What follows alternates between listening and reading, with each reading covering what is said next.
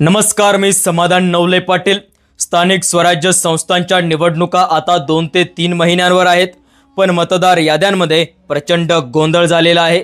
विरोधी पक्ष विचारतोय आम्हाला मतदार याद्या कधी मिळणार, तर भाजप म्हणतं आयोगाकडे जा, राज्य आयोग म्हणतो केंद्राकडे जा आणि केंद्रीय निवडणूक आयोग म्हणतो सुप्रीम कोर्टात जा। म्हणजे सगळ्यांनीच आता आपापले हात वर केलेले आहे। अशातच या सगळ्या प्रकारावर विरोधी पक्षांनी पुरावे घेऊन निवडणूक आयोगाला सरळ विचारलं आहे। एका मतदाराचं नाव 5-5 ठिकाणी कसं, एका घरात 400-500 मतदार कसे आणि ज्यांचं वय 120 वर्ष आहे ते अजूनही मतदान यादीत का आहे।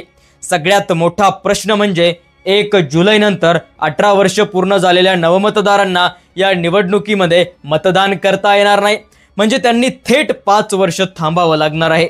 त्यामुळे विरोधी पक्षांचं एकच म्हणणं आहे, हे नवमतदारांना मतदानापासून दूर ठेवण्याचं षडयंत्र आहे। राहुल गांधींनी आधीचा मुद्दा उपस्थित केला होता, पण आयोगानं राजकारण आहे असं म्हणत त्यांना दुर्लक्षित केलं होतं।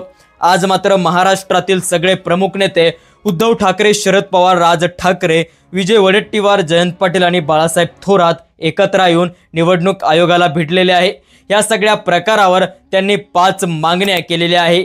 पहिली मागणी, मतदार याद्यांमध्ये पूर्ण पारदर्शकता असावी। नंबर 2, अद्ययावत मतदार यादी सर्व राजकीय पक्षांना द्यावी। नंबर 3, ज्यांचे 18 वर्ष पूर्ण झालेले आहे अशा नवमतदारांना मतदानाचा अधिकार मिळावा। नंबर 4, दुहेरी नोंदणी व फेक मतदान वगळावेत। आणि नंबर 5, व्हीपॅट शक्य नसेल तर बॅलेट पेपर वापरावा आणि निवडणुका घ्यावा। मित्रांनो, या सगळ्या प्रकारावर राज ठाकरेंनी देखील त्यांची भूमिका स्पष्ट केली। राज ठाकरे म्हणतात 2 दिवसात जर निवडणूक आयोगानं उत्तर दिले नाही तर या परिस्थितीमध्ये निवडणुका घेऊच नका। जयंत पाटलांचं देखील असंच मत आहे। निवडणूक आयोगाची वेबसाईट दुसरं कोणीतरी हाताळतंय का, नावं काढली जातात आणि पुन्हा टाकली जातात। या सर्व घोटाळ्यावर आयोग मात्र गप्प बसलेला आहे। खरं पाहिलं तर राजकारण हे एक वेगळ्या दिशेने चाललेले आहे। ही निवडणूक नाही तर सिलेक्शन आहे असं देखील बोललं जात आहे। आता निवडणूक आयोगाकडून पारदर्शक उत्तर मिळणं गरजेचं आहे।